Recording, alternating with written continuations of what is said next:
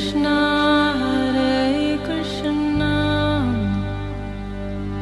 Krishna Krishna Hare Hare Hare Rama Rama Rama Hare Hare। नमस्कार, radio मानव रचना 107.8 पर मैं हूं सरिता आपके साथ। और श्रोताओं, शुरू हो चुका है कार्यक्रम आत्मदर्शन। जैसा कि आप सब जानते हैं, इस कार्यक्रम में हम बात करते हैं बहुत सारे आध्यात्मिक प्रसंगों के बारे में, कथाओं के बारे में। और हमेशा की तरह स्टूडियो में मौजूद होती हैं रागलेखा दासी जी, चरणाशीष योगाचार्य श्रीमद भक्ति वेदांत नारायण गोस्वामी जी की शिष्या। रागलेखा दासी जी, आपका स्वागत है हमारे स्टूडियो में।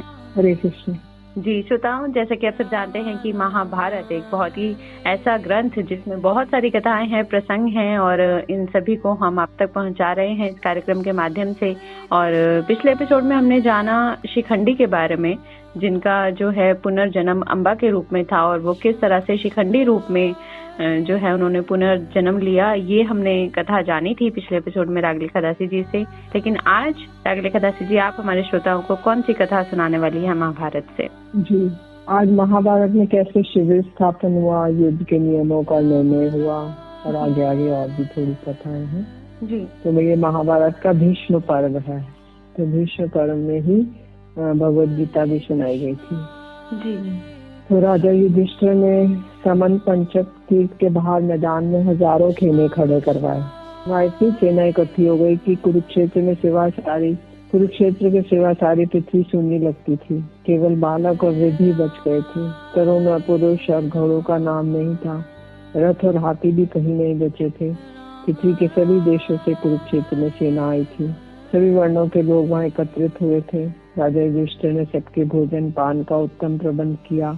दुर्योधन ने भी समस्त राजाओं के साथ लेके पांडवों के मुकाबले में व्यूह रचना की। एक ही रथ पर बैठे हुए भगवान श्री कृष्ण और अर्जुन अपने अपने उन्होंने दिव्य शंख बजाए, और उन पांचजन्य और देवदत्त नामक शंखों की भयंकर आवाज सुनकर कौरव योद्धाओं के मलमूत्र निकल पड़े। इसके बाद कौरव पांडव मिलकर युद्ध के कुछ उन्होंने नियम बनाए। प्रतिदिन युद्ध समाप्ति होने पर हम लोग पहले की भांति आपस में प्रेम पूर्ण व्यवहार करें, कोई किसी के साथ छल कपट ना करे। जो वाघ युद्ध कर रहे हैं उनका मुकाबला वाघ युद्ध से ही किया जाए। जो सेना के बाहर निकल गए हों उनके ऊपर प्रहार ना किया जाए।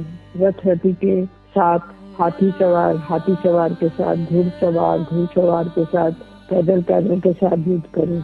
जो जिसके योग्य हो, जिसके साथ युद्ध करने की उसकी इच्छा हो, वह उसी के साथ युद्ध करे। विपक्षी को पुकार कर सावधान करके प्रहार किया जाए। जो प्रहार न होने का विश्वास करके बेखबर हो अथवा भयभीत हो उस पर आघात न किया जाए। जो किसी के एक के साथ युद्ध कर रहा हो उसका दूसरा कोई शस्त्र न छोड़े। ये शरण में आया हो और युद्ध छोड़कर भाग रहा हो, अथवा जिसके अस्त्र शस्त्र कवच नष्ट हो गए हों, ऐसे निहत्तों का वध न किया जाए। सूत भार ढोने वाले, शस्त्र पहुंचाने वाले, भेरी और शंख बजाने वाले पर किसी प्रकार का प्रहार न किया जाए। इस प्रकार नियम बनाकर ये सभी राजा लोग अपने सैनिकों के साथ बहुत प्रसन्न हुए। दोनों ओर की सेनाओं को देखकर भूत भविष्य वर्तमान तीनों कालों का ज्ञान रखने वाले भगवान व्यास ने एकांत में बैठे हुए राजा धृतराष्ट्र के पास आकर कहा, राजन, तुम्हारे पुत्रों और अन्य राजाओं का काल आ पहुंचा है। वे युद्ध में एक दूसरे का संहार करने को तैयार बैठे हैं। बेटा, यदि तुम्हें संग्राम में देखना चाहो तो मैं तुम्हें दिव्य दृष्टि प्रदान करूं। इससे तुम वहां की युद्ध भरी भांति देख सकोगे। धृतराष्ट्र ने कहा, युद्ध में मैं अपने ही कुटुंब का वध नहीं देखना चाहता, किंतु आपके प्रभाव से युद्ध का पूरा समाचार सुन सकूं, ऐसी कृपा अवश्य कीजिए। व्यास जी ने संजय को दिव्य दृष्टि का वरदान दिया। धृतराष्ट्र से बोले, राजन, ये संजय तुम्हें युद्ध का वृतांत सुनाएगा। संपूर्ण युद्ध क्षेत्र में कोई भी बात ऐसी न होगी जो इससे छिपी रहेगी। यह दिव्य दृष्टि से संपन्न और सर्वज्ञ हो जाएगा। सामने हो या परोक्ष में, दिन में हो या रात में, मन में सोची हुई बात ही क्यों न हो, ये बात संजय को मालूम हो जाएगी। युद्ध में जिस और धर्म होगा उसी पक्ष की जीत होगी। महाराज, इस संग्राम में बड़ा भारी संहार होगा, क्योंकि ऐसे ही भय सूचक अपशकुन दिखाई देते हैं। दोनों संध्याओं की बेला में बिजली चमकती है। सूर्य के तिरंगे बादल ढक लेती हैं, सूर्य चंद्रमा और तारे जलते हुए दिखाई देते हैं। प्रतिदिन सुअर और बिलाव लड़ते हैं और उनका भयंकर नाद सुनाई दे पड़ता है। वे मूर्तियां कांपती, हंसती और रक्त वमन करती हैं। अकस्मात पसीने से तर हो जाती हैं और गिर पड़ती हैं। चंद्रमा का मृग चिन्ह मिट सा गया है, इससे बड़ी भारी भय होने वाला है। आजकल गौओं के पेट से गधे उत्पन्न होते हैं। गौओं से, घोड़ों से गौ की बछड़े की उत्पत्ति होती है और कुत्ते गीदड़ पैदा कर रहे हैं और चारों ओर बड़े जोर की आंधी चलती है। धूल का उड़ना बंद ही नहीं होता है, बार बार भूकंप होता है। एक ही महीने में दोनों पक्षों में त्रयोदशी को ही सूर्य ग्रहण और चंद्र ग्रहण हो गए। इस प्रकार बिना पूछे ग्रहण होने से वे दोनों ही ग्रह अवश्य ही प्रजा का संहार करेंगे। पृथ्वी हजारों राजाओं का रक्तपान करेगी। कैलाश, मंदराचल, हिमालय जैसे पर्वतों से हजारों बार घोर शब्द होते हैं। उनके शिखर टूट टूट कर गिर रहे हैं और चारों महासागर अलग अलग उफनते और पृथ्वी पर हलचल पैदा करते हुए बढ़कर मानो अपनी सीमा का उल्लंघन कर रहे हैं। एक दिन की बात है, राजा धृतराज चिंता में निमग्न होकर बैठे थे। उसी समय सहसा संग्राम भूमि से लौटकर संजय उनके पास आया। बड़े दुखी होकर बोले, महाराज, भीष्म जी युद्ध में मारे गए। वे कौरवों के पितामह आज बाण शैया पर सो रहे हैं। वे ही आज शिखंडी के हाथों से मारे गए, जिन्होंने हजारों बाणों की वर्षा करते हुए 10 दिनों में 1 अरब सेना का संहार किया था। जब दोनों ओर की सेनाएं तैयार होकर व्यूह के आकार में खड़ी हो गई, तब दुर्योधन ने दुशासन से कहा, दुशासन, भीष्म की रक्षा के लिए जो रथ नियत है उन्हें तैयार कराओ। शिखंडी के हाथ से भीष्म जी को बचाने का विशेष प्रयत्न होना चाहिए। मेरे सभी सैनिक शिखंडी का वध करने के लिए तैयार हो जाए। भीष्म जी सिर पर सफेद उनके पगड़ी थी, शरीर पर सफेद कवच था, रथ के घोड़े भी सफेद थे। 11 अक्षौहिणी सेना आपकी ओर से खड़ी थी। राजन, भीष्म जी ने सब राजाओं को अपने पास बुलाकर उनसे इस प्रकार कहा, क्षत्रियों, आप लोग के लिए स्वर्ग में जाने का ये युद्ध रूपी महान दरवाजा खुल गया है और आप इंद्रलोक और ब्रह्मलोक में जा सकते हैं। इसका आपके पूर्व पुरुषों ने भी अनुसरण किया है। रोग से घर में पड़े पड़े प्राण त्यागना क्षत्रिय के लिए अधर्म माना गया है। युद्ध में जो उसकी मृत्यु होती है वह उसका सनातन धर्म है।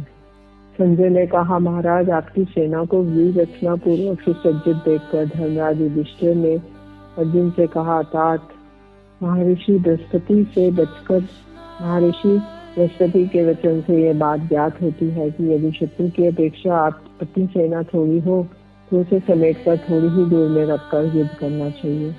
यदि अपनी सेना अधिक हो तो उसे इच्छा अनुसार फैलाकर लाना चाहिए। तो थोड़ी सेना को अधिक सेना के साथ युद्ध करना पड़े तो उसे सूची मुख नामक युद्ध की रचना करनी चाहिए। हम लोगों की यह सेना शत्रुओं के मुकाबले में बहुत थोड़ी है, इसलिए तुम युद्ध रचना करो। ये सुनकर अर्जुन ने युधिष्ठिर से कहा, महाराज, मैं आपके लिए वज्र नामक दुर्भेद युद्ध की रचना करता हूँ। ये इंद्र का बताया हुआ दुर्जय युद्ध है। वे योद्धाओं में अग्रगण्य भीमसेन इस युद्ध में हम लोगों के आगे रहकर युद्ध करेंगे। उन्हें देखते दुर्योधन आदि कौरव भयभीत होकर इस प्रकार भागेंगे जैसे सिंह को देखकर शीघ्र मृग भाग जाते हैं। ऐसा कहकर धनंजय ने गज व्यूह की रचना की। सेना को व्यूहाकार में खड़ी करके अर्जुन शीघ्र ही क्षत्रियों की ओर बढ़ा। उसके रथ और मुख थे। अर्जुन ने जिसकी रचना की थी वह भय से आशंका से शून्य था। उसके सब और मुख थे, देखने में बड़ा भयानक था। स्वयं अर्जुन गांडीव धनुष हाथ में लेकर उसकी रक्षा कर रहे थे। इतने में सूर्योदय होते देख समस्त सैनिक संध्या वंदन करने लगे। यद्यपि आकाश में बादल नहीं थे तो भी मेघ की सी गर्जना हुई और हवा के साथ बूंदें पड़ने लगी। चारों ओर प्रचंड आंधी उड़ी और नीचे की ओर कंकड़ बरसाने लगी। इतनी धूल उड़ी कि सारे जगत में अंधेरा सा छा गया। संध्या वंदन के पश्चात जब सैनिक तैयार होने लगे तो सूर्य की प्रभा फीकी पड़ गई। सब दिशाओं में बारंबार वज्रपात होने लगे। विष्णु जी ने आपकी सेना का व्यूह बनाया था। वे प्रतिदिन व्यूह बदलते रहते थे। किसी दिन मानव व्यूह रचते थे तो किसी दिन देव व्यूह, किसी दिन गंधर्व व्यूह बनाते थे और किसी दिन असुर व्यूह। युधिष्ठिर ने जब भीष्म जी के रचे हुए अभेद व्यूह को देखा तो उदास होकर अर्जुन से कहने लगे, धनंजय, जिनके सेनापति पितामह भीष्म हैं, उन कौरवों के साथ हम लोग कैसे युद्ध कर सकते हैं? भीष्म ने शास्त्रोक्त विधि से इस युद्ध की निर्माण किया है, इसका भेदन करना असंभव है। नारद जी का कहना है, जहाँ कृष्ण है वहाँ विजय है। विजय श्री कृष्ण का एक गुण है, तो सदा इनके पीछे पीछे चलता है। राजन, मुझे तो आपका विषाद का कोई कारण नहीं दिखाई देता, अर्जुन ने कहा, क्योंकि ये विशंबर कृष्ण भी आपकी विजय की शुभकामना करते हैं। भगवान श्री कृष्ण ने कौरव सेना की दृष्टिपात किया। युद्ध का समय उपस्थित देखकर अर्जुन के हित के लिए इस प्रकार कहा, महाबाहु, युद्ध के आरंभ में शत्रुओं को पराजित करने के लिए पवित्र होकर तुम दुर्गा देवी की स्तुति करो। अर्जुन की भक्ति देखकर मनुष्यों पर दया करने वाली देवी भगवान श्री कृष्ण के सामने आकाश में प्रकट हुई और बोली, पांडुनंदन, तुम्हें थोड़े ही दिनों में शत्रु पर विजय प्राप्त करोगे। तुम साक्षात नर हो और नारायण तुम्हारे सहायक हैं। तुम्हें कोई नहीं दबा सकता। शत्रुओं की तो बात ही क्या, तुम युद्ध में वज्रधारी इंद्र के लिए भी अजय हो। जय वरदायिनी देवी। इस प्रकार कहकर शंकर में अंतर्ध्यान हो गई। वरदान पाकर अर्जुन को अपनी विजय का विश्वास हो गया। जी, तो श्रोताओं, प्रसंग चल रहा है महाभारत का और युद्ध जो है प्रारंभ हो चुका है। बहुत सारी तैयारियां की गई, नियम तय किए गए और संजय को दिव्य दृष्टि प्रदान की गई ताकि वो धृतराष्ट्र जी को जो है आंखों देखा हाल महाभारत का बता सके। भीष्म पितामह शिखंडी की वजह से मृत्युशैया पर जो है पड़े हैं और क्योंकि उनको इच्छा मृत्यु का वरदान प्राप्त है तो इसलिए वो अपने प्राण नहीं अभी छोड़ रहे हैं। और बहुत कुछ रागलिका दासी जी आप बता रही हैं, तो आगे बताएं। अब सारथी हैं श्री कृष्ण अर्जुन के और माँ दुर्गा का आशीर्वाद भी मिल गया है, तो आगे इस कथा को जारी करें।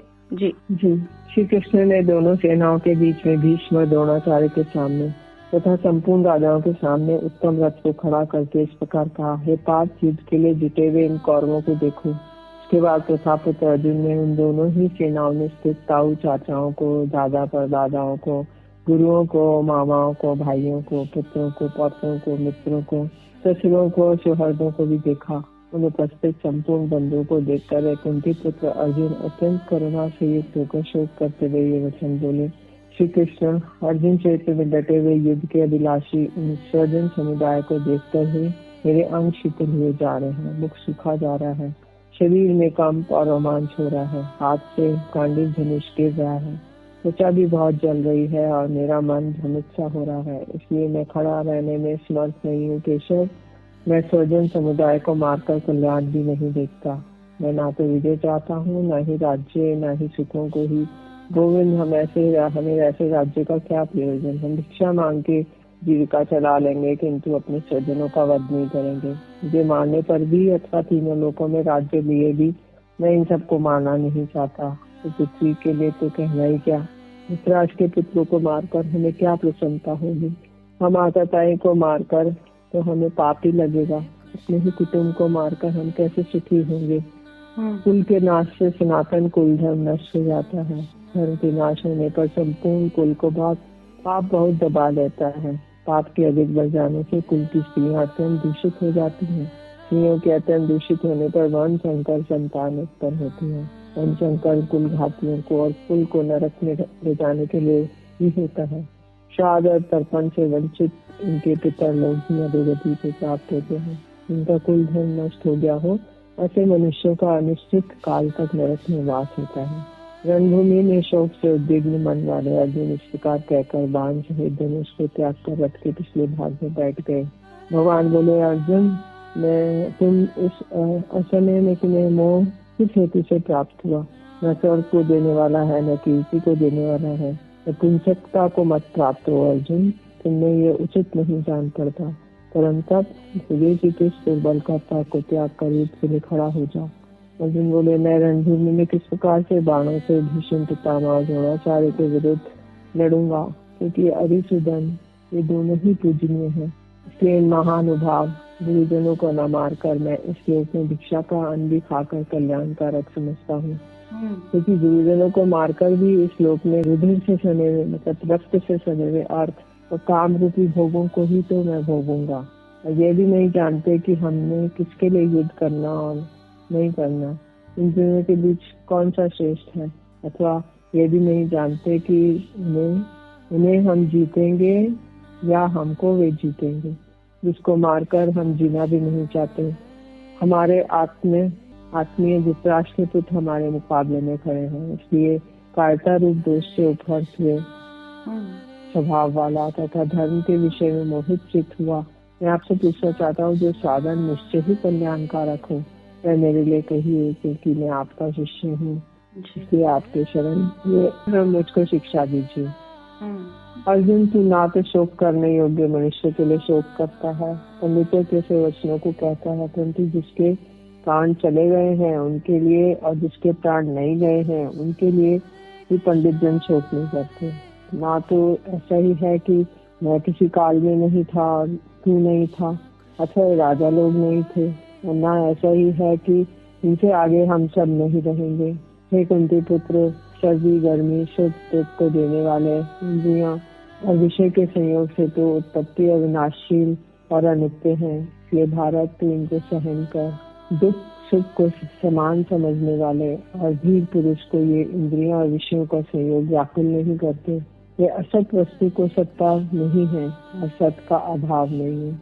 आत्मा वास्तव में ना तो किसी को मारता है और ना किसी के द्वारा मारा जाता है। तो ये भीष्म पर्व में श्री कृष्ण अर्जुन को भगवद गीता की शिक्षा दे रहे हैं। तो हम थोड़ा पूरा डिटेल में तो नहीं कर पाएंगे, किंतु जहाँ तक हो पाया थोड़ा संक्षेप में करने की चेष्टा करेंगे। जी जी बिल्कुल। आत्मा वास्तव में ना तो किसी को मारता है ना किसी के द्वारा मारा जाता है। यह आत्मा किसी काल में भी ना तो जन्मता है और ना मरता ही है, और ये उत्पन्न होकर फिर होने वाला ही है, क्योंकि यह जन्मा नित्य सनातन और पुरातन है। शरीर के मारे जाने पर यह नहीं मरता। जो पुरुष इस आत्मा को नाश रहित नित्य या जन्मा और अव्यय जानता है, वह पुरुष किसको मरवाता है और कैसे किसको मारता है। जैसे मनुष्य पुराने वस्त्रों को त्याग कर दूसरे नए वस्त्रों को ग्रहण करता है, ऐसे ही जीवात्मा पुराने शरीरों को त्याग कर दूसरे नए शरीरों को प्राप्त होता है।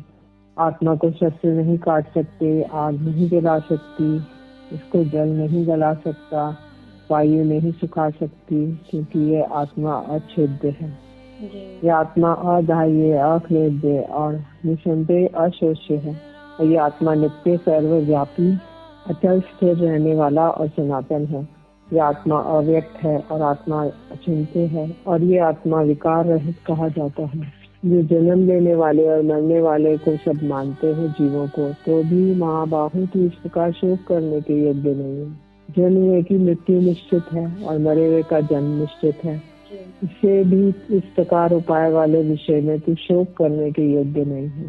संपूर्ण प्राणी जन्म से पहले अप्रकट थे और मरने के बाद अप्रकट हो जाने वाले हैं। केवल बीच ही में प्रकट है। फिर ऐसी स्थिति में क्या शोक करना है। कोई एक महापुरुष ही इस आत्मा को आश्चर्य की भांति देखता है, और वैसे ही दूसरा कोई महापुरुष ही इस तत्व को आश्चर्य की भांति वर्णन करता है, और दूसरा कोई अधिकारी पुरुष ही इसे आश्चर्य की भांति सुनता है। जी, तो श्रोताओं, गीता का ज्ञान जो है शुरू हो चुका है, क्योंकि जब अर्जुन जो है बहुत ही असमंजस में है, व्याकुल हैं, अपने ही भाइयों को मारना नहीं चाहते, तो यहाँ पर भगवान श्री कृष्ण उनको गीता का ज्ञान देते हैं कि धर्म की रक्षा के लिए उन्हें ये युद्ध करना ही होगा। और इस गीता ज्ञान को श्रोताओं हम आप तक संक्षेप में जरूर पहुँचाएंगे आगे भी, लेकिन आज के लिए बस इतना ही, क्योंकि वक्त हो गया है आप लोगों से इजाजत लेने का। तो आज के लिए रागले खदासी जी, आपका बहुत बहुत शुक्रिया हमारे स्टूडियो में आने के लिए। हरे कृष्ण जी। तो श्रोताओं, महाभारत के अंतर्गत बहुत सारे कथाएं, बहुत सारे प्रसंग आप तक पहुंचा रहे हैं, और अब महाभारत का जो युद्ध प्रारंभ हो गया है और गीता का ज्ञान प्रारंभ हो गया है। हम इसको आगे अगले एपिसोड में आपको जरूर बताएंगे, लेकिन आज के लिए बस इतना ही। हमें दीजिए इजाजत और आप सुनते रहिए रेडियो मानव रचना 107.8 फील्ड।